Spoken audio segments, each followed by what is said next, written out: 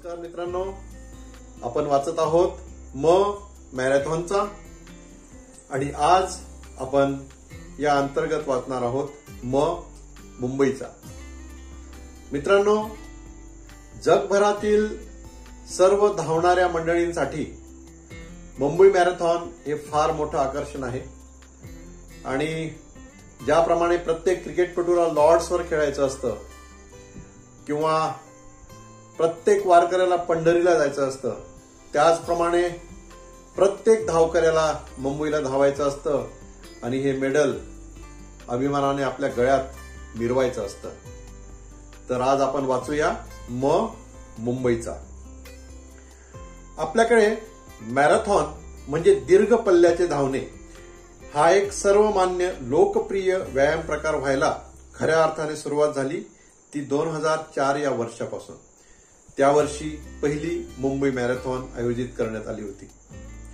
Procam international या sports management कंपनीच्या अनिल सिंग आणि विवेक सिंग या दोघं भावांनी सर्वप्रथम मुंबईत आंतरराष्ट्रीय दर्जाची भव्य मॅरेथॉन स्पर्धा भरवण्याचं स्वप्न पाहिलं आणि ते स्वप्न पूर्ण करण्यासाठी अनंत अडचणींवर मात करून त्यांनी हा शिवधनुष्य कसा पेलला याची कहाणी फार रंजक आहे।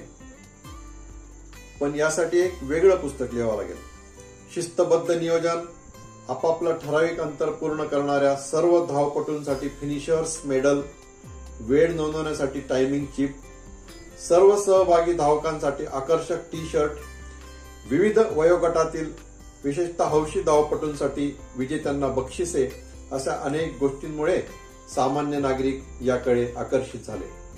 मुंबई मॅरेथॉनने खऱ्या अर्थाने भारतातील सर्वसामान्य नागरिकांसाठी मॅरेथॉन चळवळीची मुहूर्तमेढ रोवली याबद्दल दुमत नाही। तसं पाहिलं तर पुणे इंटरनॅशनल मॅरेथॉन ही देशातील पहिली आणि सर्वात जुनी मॅरेथॉन आहे। पण या स्पर्धेची ओळख ही मुख्यत्वे आंतरराष्ट्रीय आणि त्यातल्या त्यात आफ्रिकन एलिट व्यावसायिक धावपटूंसाठी अशीच काहीशी बनून गेली होती। काही हौशी मॅरेथॉनपटू यात भाग घेत होते, पण त्यांना म्हणावा तसा प्रतिसाद मिळत नव्हता। गेल्या काही वर्षापासून मात्र संयोजक सर्वसामान्य मॅरेथॉनपटूंना पुन्हा आकर्षित करण्यासाठी विशेष परिश्रम घेऊ लागले आहेत, ही अत्यंत आनंदाची गोष्ट आहे। मुंबई मॅरेथॉनच्या माध्यमातून तंदुरुस्तीबाबत जागरूकतेची सार्वजनिक जाणीव निर्माण व्हायला सुरुवात तर झालीच, त्याशिवाय विविध समाज उपयोगी उपक्रमांसाठी कार्य करणाऱ्या शेकडो स्वयंसेवी संस्थांसाठी निधी उभारण्याचा मॅरेथॉन हा एक उत्तम मार्ग असल्याचे त्यांनी दाखवून दिले। रन फॉर ए कॉज म्हणजे नुसतंच पडण्याऐवजी एखाद्या चांगल्या कामाला पाठबळ देण्यासाठी, प्रसिद्धी देण्यासाठी आणि त्याकडे सकारात्मक पद्धतीने लोकांचं लक्ष वेधण्यासाठी मॅरेथॉन संकल्पनेचा कल्पकतेने वापर करण्याची परंपरा मुंबई मॅरेथॉनच्या माध्यमातून सुरू झाली, वाढीस लागली व रुजली।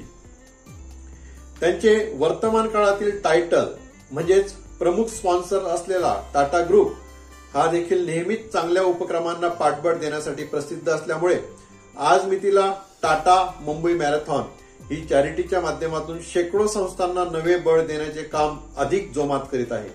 प्रोकॅम इंटरनॅशनलचे विवेक सिंग आणि टाटा उद्योग समूहाचे चेअरमन नटराजन चंद्रशेखरन हे दोघेही उत्कृष्ट व हाडाचे मॅरेथॉनपटू आहेत। त्यांच्या पथदर्शी व प्रगतिशील नेतृत्वाखाली मुंबई मॅरेथॉन ही गेल्या काही वर्षात देशातीलच नव्हे तर जगभरातील सर्वोत्कृष्ट व लोकप्रिय मॅरेथॉनपैकी एक म्हणून नावारूपाला आलेली आहे। मुंबई मॅरेथॉन पासून प्रेरणा घेऊन मग देशात अनेक ठिकाणी छोट्या मोठ्या प्रमाणात स्पर्धा भरवल्या जाऊ लागल्या। काही ठिकाणी स्थानिक हौशी धावपटूंनी एकत्र येऊन स्पर्धा भरवण्याचा प्रयत्न सुरू केला। सातारा हिल हाफ मॅरेथॉन च्या जन्माची कहाणी सुद्धा मुंबई मॅरेथॉन पासूनच सुरू होते। धन्यवाद।